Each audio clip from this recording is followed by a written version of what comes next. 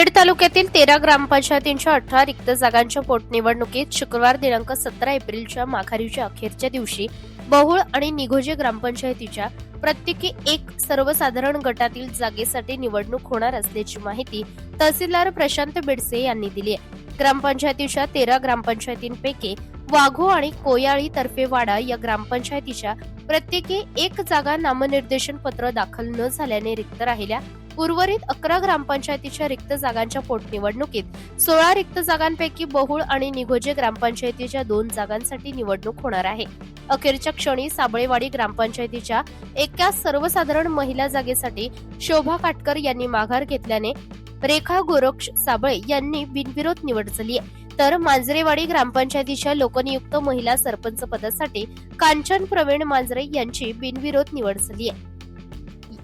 येलवाडी ग्रामपंचायतीच्या 3 रिक्त जागेवर माघारीनंतर अतुल रामदास गाडे, अनिकेत तानाजी गाडे, मनीषा रुपेश जाधव यांची बिनविरोध निवड झाली आहे. भांबोली ग्रामपंचायतीच्या एका जागेसाठी भाऊसाहेब महादू गायकवाड आणि रोहकल ग्रामपंचायतीच्या एका जागेसाठी रत्ना दशरथ खंडागळी यांची देखील माघारीनंतर बिनविरोध निवड झाल्याची माहिती निवासी नायब तहसीलदार चेतन मोरे यांनी दिली आहे.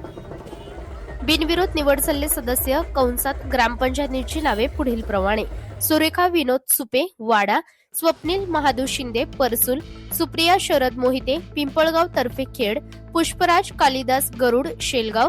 तर बहुळ ग्रामपंचायतीच्या 2 रिक्त जागांपैकी दीपाली धनराज साबळे यांची बिनविरोध झाली. तर प्रभाग क्रमांक 2 मधील एका सर्वसाधारण जागेसाठी अनिल खलाटे आणि प्रवीण साबळे यांच्यात दुरुंगी लढत होणार आहे.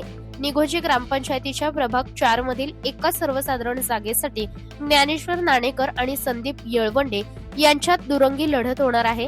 निघोजे आणि बहुळ ग्रामपंचायतीच्या एका जागांसाठी होणाऱ्या निवडणुकीत माघारीनंतर निवडणूक चिन्हाचे वाटप करण्यात आले असून मतदान मंगळवार दिनांक 28 एप्रिल रोजी सकाळी 7:30 ते सायंकाळी 5:30 वाजेपर्यंत ईव्हीएम मशीनवर घेण्यात येणार आहे.